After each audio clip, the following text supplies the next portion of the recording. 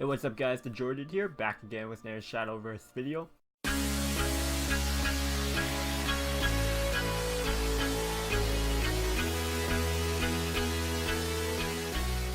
This video is sponsored by Cygames. If you want to play Shadowverse for free, you could do so on any of your mobile devices or on your PC through Steam. I'll have the link down below in the description so you can go check that out.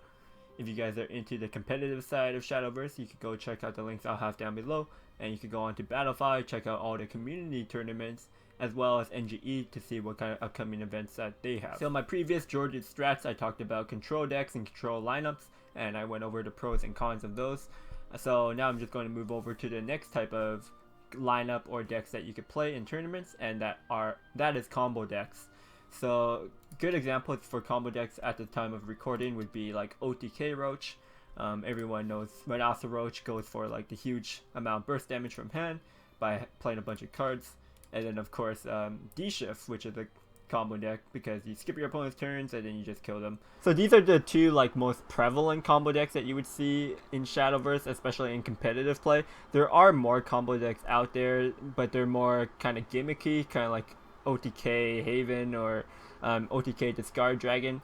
So if you're bringing like a 3-class lineup and you wanted to do a combo lineup, then probably the third deck you would choose is something like a Ramp Dragon with the Queen of the Dreadseed combo in it, just because it has big burst damage. It's not essentially like an OTK, but you do like a huge lot of damage in one turn, which could potentially just win you the game. So I would kind of classify it as somewhat of a combo deck. So basically what combo decks are generally are basically decks that use a bunch of different cards in combination so that you either have like such a big swing that you super favor to win, or you just straight up win the game on that turn from that combo. So the combo for D-Shift would be playing Dimension Shift, then you just play a bunch of followers and you hit them in the face, then because you skipped a turn, you just hit him in the face again, or you play the Giant Chimera for the OTK.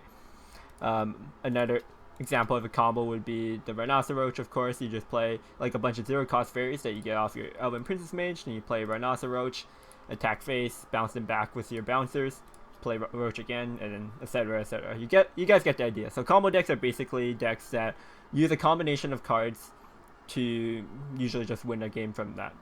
So the pros of playing combo decks, combo lineups, is mainly that it's really good against decks that don't pressure you that much. So this is mainly for like control decks, really slow kind of win condition decks. So things like Seraph Haven, Aegis Haven.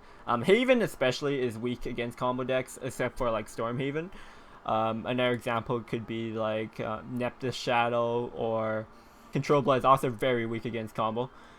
These decks, they're very bad against combo decks because they can't pressure the combo deck enough. So the combo decks basically have all the time in the world where they can set up their combo pieces and then they just kill you. So that's why, so in certain metas, combo decks can be really good, although it's more rare. Usually some sort of aggro or mid-range deck is popular, which kind of puts combo decks in check. Without these kind of aggro and mid-range decks, combo decks would just be like super powerful. If there weren't any kind of deck that could pressure your opponent like in the early game, combo decks would just be tier 0.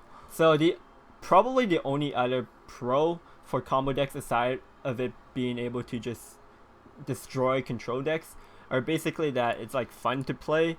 They are very rewarding when you play them because combo decks take a lot of practice with them. You generally can't be really good with a combo deck unless you play a lot of games with it.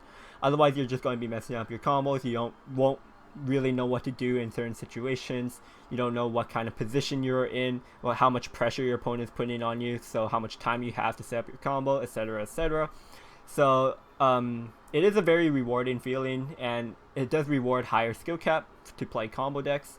So that's like somewhat of a pro. It's not really relevant into like tournament settings, the performance in tournaments, but it's just kind of like a intrinsic value, intrinsic pro for playing combo decks. Now the biggest con for playing combo decks are that they are very susceptible to aggro. So basically, because you're spending your initial turns, or most of the game actually, just trying to build up to that huge combo turn, your opponent basically has all that time to hit you in the face.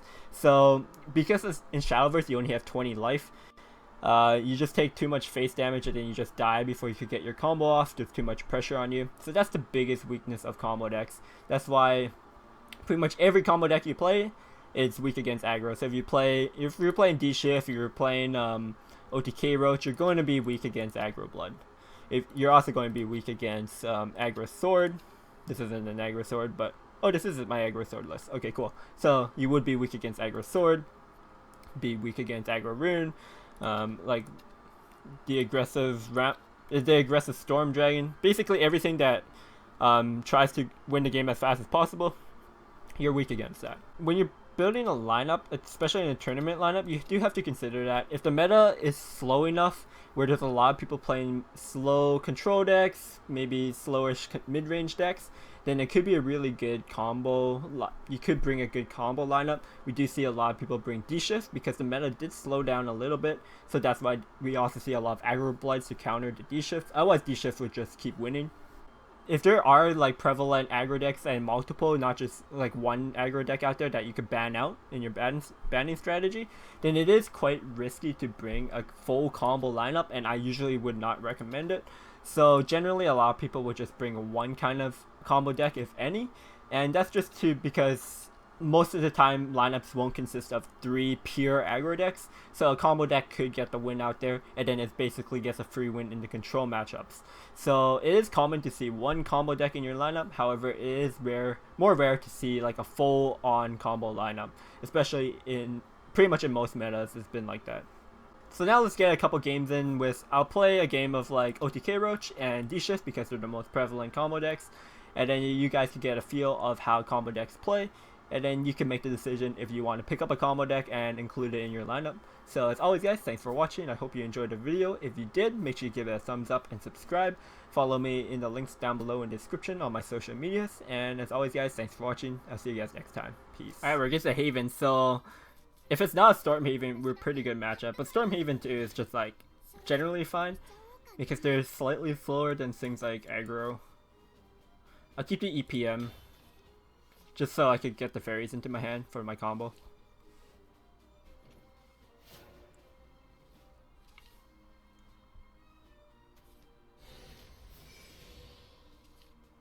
They always got the globe.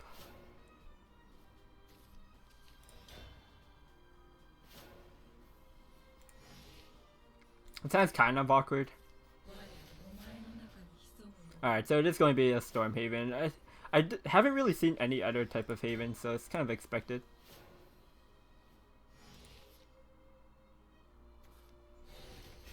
He is playing a slower version though with like Sacred Bleeds and stuff.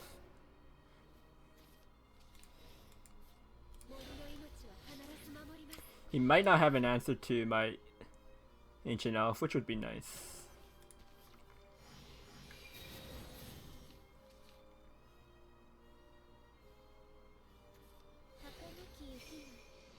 So as long as he doesn't, yeah, the scripture, rip. Oh wow.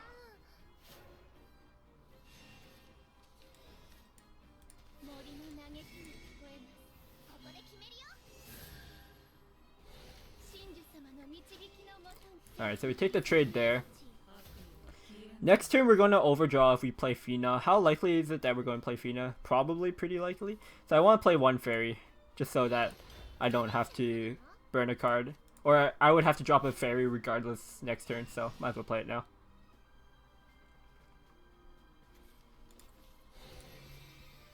Second scripture. So he's playing quite a bit of a slower version of Stormhaven, which is a lot better for me. He's not putting as much pressure, so I have more time.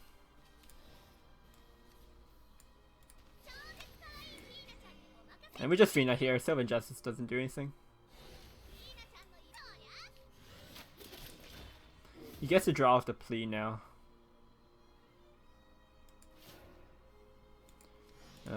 Beauty and the Beast is not live, unfortunately, for the immune effects.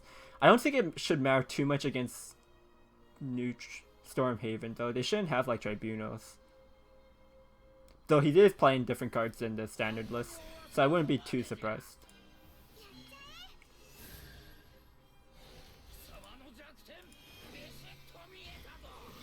Might be about Dance to Death here. Okay. This is very interesting because now we have like all these bouncing.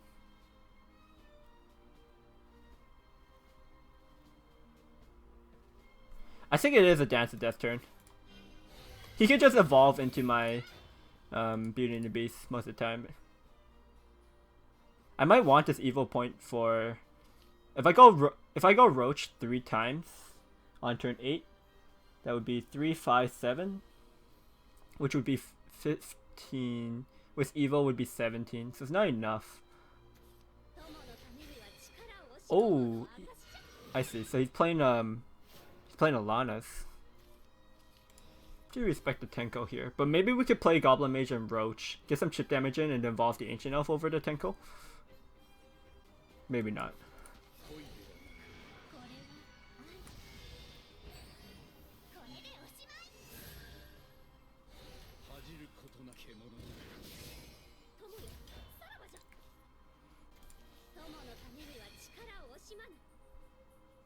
Another Tenko here, but he has to evolve it. The Beauty and Beast did good job. It killed 2 Tenkos, which is basically how I would die to an Alana's. So we should be super favored here. We just want to set up some pressure now because turn 9 is when he could play Aegis.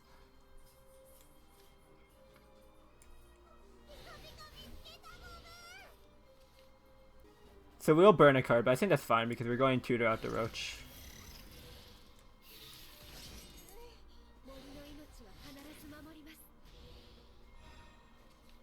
Unless I want to play Roach and bounce it back. Otherwise it won't. Yeah. So we do want to put the 4 damage in. Burn a card, but it's fine. Because if I just played the Goblin Mage, I would only be able to deal 1, 2, 3, 4, 6, 7. 17, I guess. So I guess it would still set up lethal. Either way it works, but I guess the Goblin Mage would still be better. 16. So how much do we do? 1, 2, 3, 5, 7. That's 15. Oh, so we are 1 off. Okay. The other way was set up lethal, so we messed up there.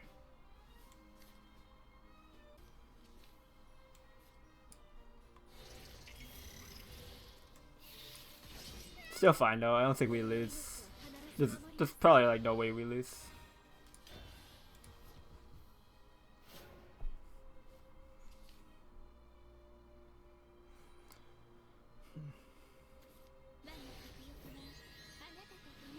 Could this get him? Oh, Taurus.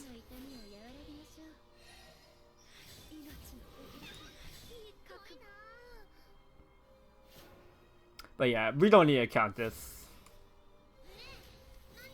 8, 10.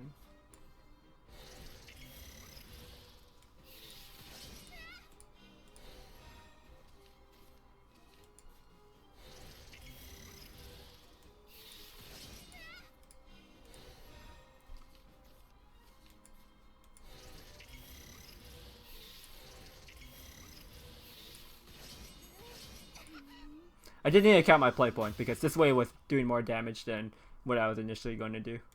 Because I only had 2 Roaches, not 3. Shadow. So if it's mid-range Shadow, I would say we're actually in a decent matchup.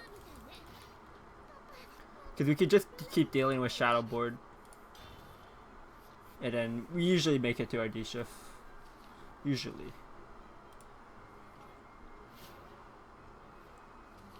If it's a Tomi Shadow, it's a bit harder because they have more pressure.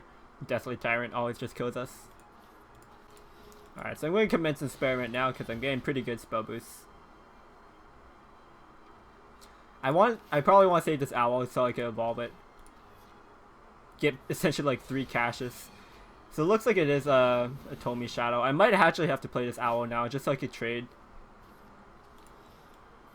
Obviously I want to save it, but it's better to deny a Tomi coming out. Or stall a Tomi than get some spell boost because I'll just be dead. Yeah, so like if I didn't play the Owl, he might have been able to play a Tomi next turn.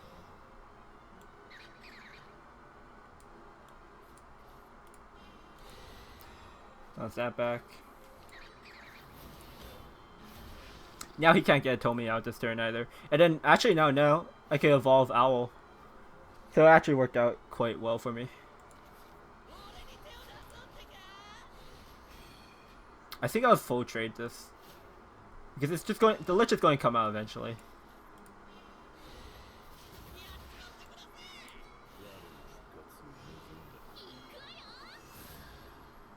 It also stops, it could stop a Tomi for a turn. But we have an answer to a Tomi now, which is Fiery Embrace. So we're actually looking pretty good in this matchup.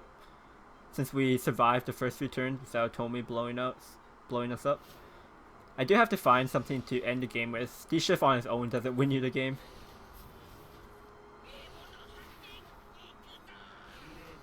Here's the Tomi. He also gets the Mammoth. It's actually pretty hard then.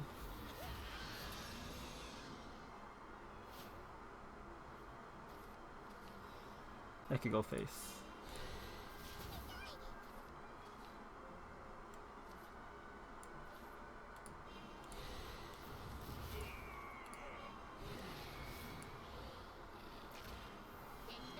I mean, at least we're not taking damage this turn. He gets to refill off the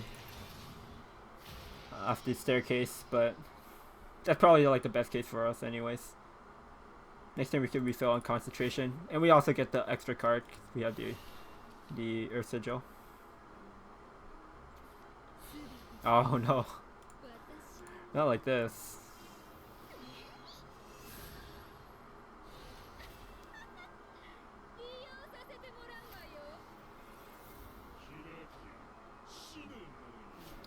Well,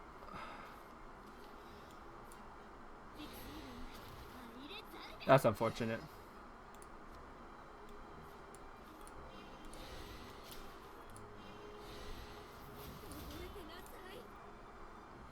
At least we were able to deal with the third win. So you can hit us. Oh, are you kidding me? Oh, wow. This guy's playing like a really greedy Atomi list. God damn.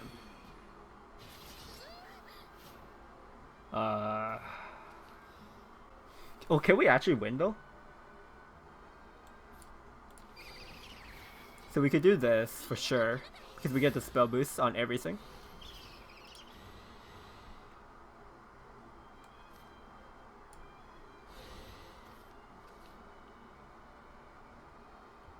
Kaleidoscope wouldn't let me play D-Shift. So we D-Shift here.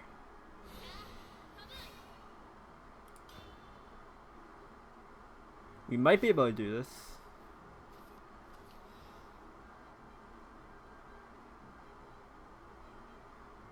Golem Assault plus 2 golems lets me play D-Shift.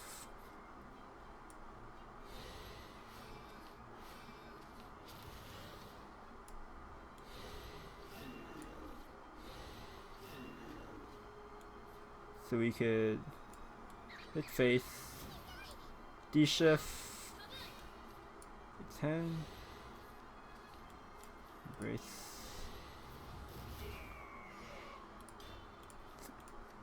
16. So I think this is exactly so.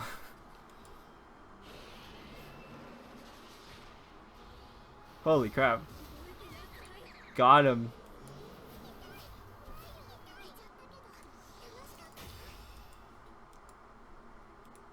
Yeah, I mean, so we were able to survive the first few turns. He couldn't play Atomi early, so we were able to get our combo out.